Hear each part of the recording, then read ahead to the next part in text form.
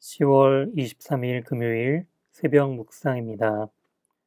오늘 우리에게 주신 하나님의 말씀은 신명기 23장 15절에서 25절 말씀입니다.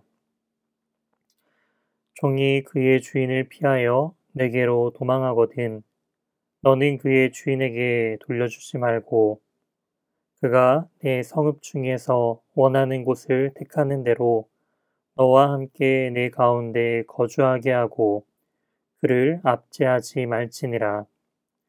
이스라엘 여자 중에 창기가 있지 못할 것이요 이스라엘 남자 중에 남창이 있지 못할지니 창기가 번동과 개 같은 자의 소득은 어떤 서원하는 일로든지 내 하나님 여호와의 전에 가져오지 말라. 이 둘은 다 내 하나님 여호와께 가증한 것임이니라. 내가 형제에게 구워주거든 이자를 받지 말지니 곧 돈의 이자, 식물의 이자, 이자를 낼 만한 모든 것의 이자를 받지 말 것이라. 타국인에게 내가 구워주면 이자를 받아도 되거니와 내 형제에게 구워주거든 이자를 받지 말라. 그리하면 내 하나님 여호와께서 내가 들어가서 차지할 땅에서 내 손으로 하는 범사의 복을 내리시리라. 내 하나님 여호와께 서원하거든 갚기를 더디하지 말라. 내 하나님 여호와께서 반드시 그것을 내게 요구하시리니 더디면 그것이 내게 죄가 될 것이라. 내가 서원하지 아니하였으면 무죄하리라. 그러나 내 입으로 말하는 것은 그대로 실행하도록 유의하라. 무릇 자원한 예물은 내 하나님 여호와께 내가 서원하여 입으로 언약한 대로 행할지니라. 내 이웃의 포도원에 들어갈 때에는 마음대로 그 포도를 배불리 먹어도 되느니라. 그러나 그릇에 담지는 말 것이요. 내 이웃의 곡식밭에 들어갈 때에는 내가 손으로 그 이삭을 따도 되느니라. 그러나 내 이웃의 곡식밭에 낫을 대지는 말지니라. 아멘. 오늘 본문을 중심으로 하나님의 뜻을 따르는 경제생활이라는 제목으로 하나님의 말씀 증거하도록 하겠습니다. 오늘 본문은 이스라엘 백성의 생활에 관련된 구체적인 계명에 관한 말씀입니다. 특별히 하나님과의 관계와 사람과의 관한 그 관계에 대한 부분들이 중심적으로 나타나고 있는데요. 오늘 시간 관계상 이 중에 사람과의 관련된 부분들을 중점적으로 함께 살펴보도록 하겠습니다. 우선 15절과 16절은 주인에게 도망한 종에 대한 부분들을 다루고 있습니다. 종이 주인을 피하여 도망하는 경우에 고대 사회에서는 그러한 종을 강력하게 처벌하여서 다른 종들로 하여금 도망가지 못하도록 본보기를 삼는 경우가 대다수입니다. 구약시대의 종의 모습을 보게 되면 우리가 기존에 알고 있던 종의 처우가 조금은 다른 것 같습니다.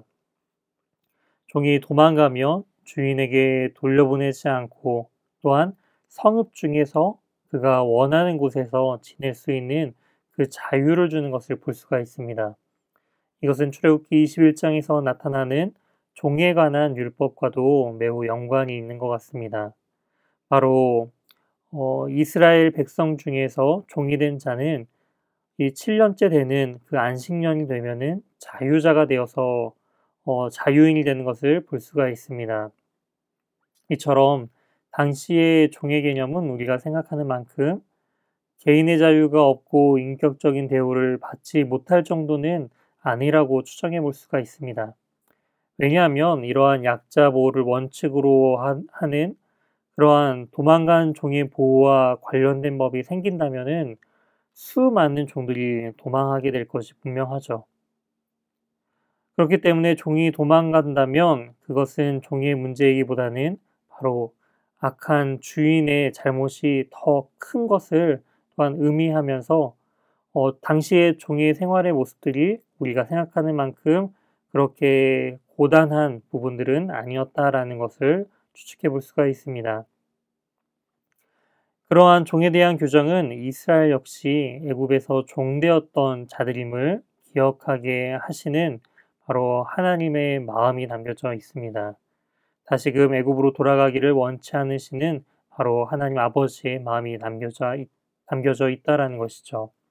이처럼 성경은 사회적인 직분으로 인간을 대하는 것이 아닌 하나님께서 창조하신 하나님의 형상을 닮은 존재로서 인간을 대하는 것을 우리는 볼 수가 있습니다. 이어서 19절부터 20절은 바로 이자에 관련된 부분입니다. 여기서 내 형제에게 구워주거든 이라고 표현하는, 여기서 형제로 표현된 것은 바로 이스라엘 안에서의 그 같은 민족을 의미하고 있습니다. 즉 이스라엘 백성 간에는 어떠한 형태의 이자를 부과하지 말라라는 것이죠. 이 본문의 초점은 바로 궁핍한 자에 대한 성경적인 보호의 개념이 담겨져 있다는 것입니다. 20절에 나타나는 것처럼 타국인에 대해서는 이자를 받는 것을 허용하는 것을 볼 수가 있습니다. 이것은 타국인에 대한 그 차별을 의미하기보다는 바로 이자를 주고받을 수 있는 그러한 국제 교역을 위한 규정으로 이해해 볼 수가 있습니다. 왜냐하면 성경은 타국인에 대해서도 동일하게 약자로 규정하면서 나그네를 경제적으로 섬기는 그러한 규정을 두고 있기 때문이죠. 마지막으로 24절에서 25절은 바로 이웃의 포도원에 관련된 그러한 부분을 다루고 있습니다. 성경은 도둑질과 이웃의 물건을 탐하는 것을 금지하고 있죠. 그러나 이웃의 소유물인 포도원이나 곡식밭에 들어가서 그 열매를 먹는 행위는 금지하지 않고 있다는 것입니다. 이는 음식을 먹지 못하여 죽음에 이를 수 있는 그러한 이웃의 생명을 보호하기 위한 바로 보호장치였다라는 것이죠. 성경은 개인의 사유재산에 대한 권리를 보호하고 그것을 탐내서는 안 된다고 가르치고 있습니다. 하지만 더 중요한 것은 바로 개인의 권리를 주장하기에 앞서 사회적인 약자를 돌보고 때로는 손해를 본다 할지라도 공동체를 돌봐야 한다라는 것을 또한 강조하고 있다는 것이죠. 이처럼 세상의 교훈과 하나님의 말씀에는 이러한 차이점들이 있습니다. 때로는 바보 같고 손해보는 삶이라 할지라도 나의 손해로 이웃을 섬기는 것이라면 우리는 마땅히 그 비용을 감사함으로 지불할 수 있어야 할 것입니다. 이것이 바로 하나님의 말씀을 기준으로 사는 하나님의 자녀의 삶임을 우리가 기억하면서 오늘 하루도 주님께 영광 돌리며 또한 복된 하루를 살아가는 우리 귀한 연희교회 모든 성도님들이 되시길 주님의 이름으로 소망합니다. 함께 기도하시겠습니다. 하나님 아버지 감사합니다. 우리에게 주신 모든 것이 하나님의 은혜임을 고백합니다. 예수 그리스도께서 자신의 모든 것을 쏟아 우리에게 주신 것처럼 우리도 우리의 것을 이웃과 함께 나누며 소외된 이웃을 돌보며 나아가는 우리 모두가 될 수 있도록 인도하여 주시옵소서. 우리의 모든 삶을 주님께 의탁드리오며 이 모든 말씀 살아계신 예수 그리스도의 이름으로 기도드립니다. 아멘.